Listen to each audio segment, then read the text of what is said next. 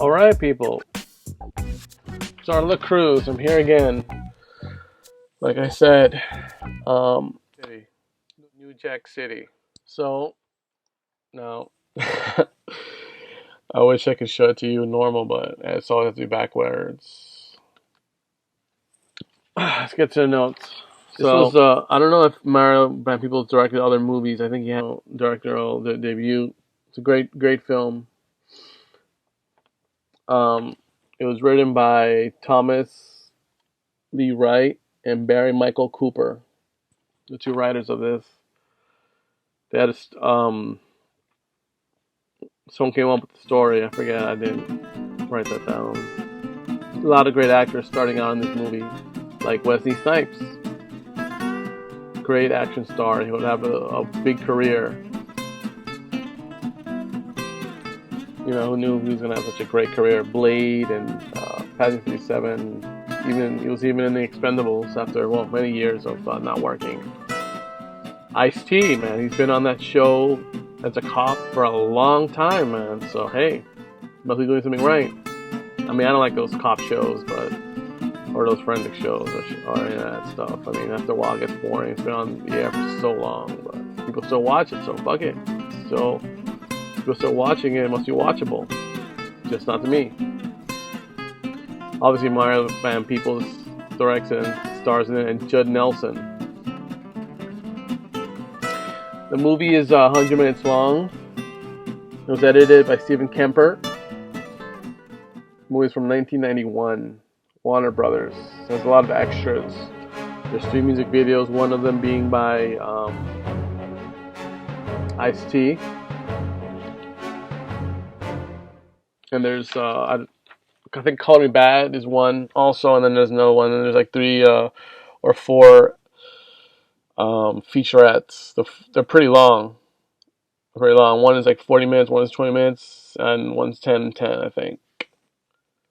There's a little parody thing of Mario Van Peebles pretending he's Scarface. So let's get on to the story. So pretty much it's a basic gangster story. I mean, we've seen them. They've been doing those types of movies for years, but you know, they have a black director and a largely black cast. And it's a great story. Great fucking story. Fictional, but still a great story. There's a lot of interesting things in this movie. The way they shot things, the music. I don't know if it's after watching all these extras, I want to buy the soundtrack to New Jack City. I mean, people were like, what the fuck? I mean, it's been out since 1991. Why didn't you buy it? I don't know. I just never got around to it. There's just so much stuff that we cannot buy, and so much stuff, because, I mean, I accumulated a lot of stuff over the years. It's a pretty good story, man. It's a pretty good story. It's about these local drug dealers that decide to get into a crack game, start selling crack, and take over a building called the Carter to be their home base, where they have like tons of customers. But yeah, and then they have some, you know, the cops are trying to bust the main character and his evil corporation of drugs in New York City. It takes place during the 80s. And, you know, as anyone knows, New York City in the 80s, man, they had a lot of problems with that. So this movie, even though it's fictional, it has a lot to do with like what was happening at the time in that state, and how drugs. I mean, I've always said drugs destroy lives. They don't add anything positive to your life. You can do a checklist. I guarantee you do a checklist of any drug, and you're always going to have more negatives than positives. That's when you know something is not worth doing. So a lot of great scenes, great acting, a lot of, you know, first time actors. I mean, Ice-T was the first time. He had never done anything in that part of the entertainment. Now he's a, you know, old hand at this after doing it for so long. It's one of my favorite of these 90s gangster films. I mean, I like Menace to Society, Boys in the Hood. Um, Belly came out later. New Jersey Drive. I like all these. I was into gangster rap, so I was obviously going to be drawn to these movies, especially Menace to Society, which is going to be reviewed soon. I don't know when I'm going to watch that. I haven't seen that Menace to Society since it came out on VHS, and I had like the blue box and shit. Got rid of my VHS because they take up way too much space, man. And DVDs doing the same thing, is breaking my space. I'm being like suffocated by pop culture, comics and video games and movies and music. But getting back to the film, I mean, there's a lot of great scenes in this film. Like, one of my favorite scenes is when they start talking about drugs and how it's not a color thing, it's not a race thing, it's a death thing.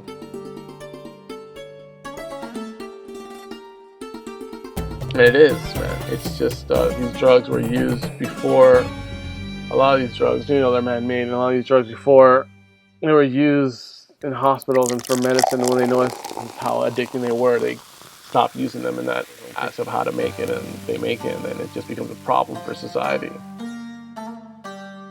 Because drugs, man, once they get you, certain people cannot. I mean, I'm not one to. I've done different types of drugs, but I've never really been into drugs. My thing is drinking.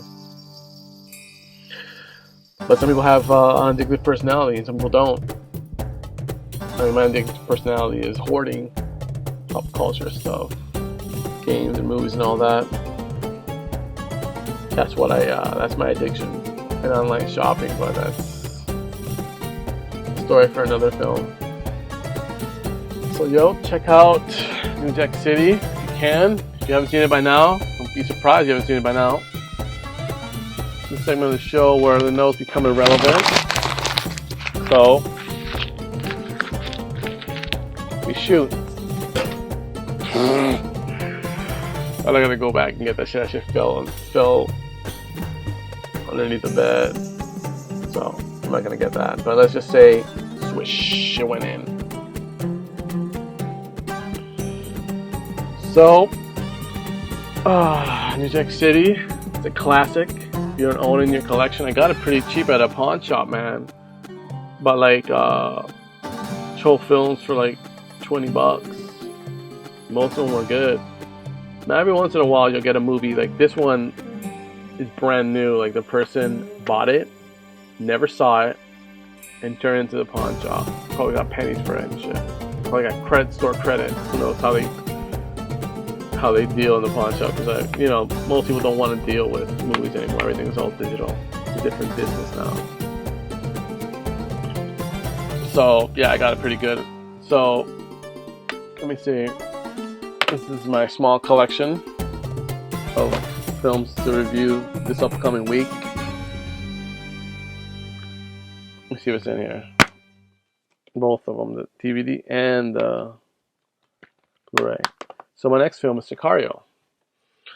Now, I haven't seen the second one, but the second one doesn't seem too good. The first one's really fucking good. Really good. Great acting, great story, great everything. But, this video's already getting on like 10 minutes. So, I'm out. Put a fork in me. And I will see you when I release the Sicario movie review. Alright, so until then, the balcony's closed.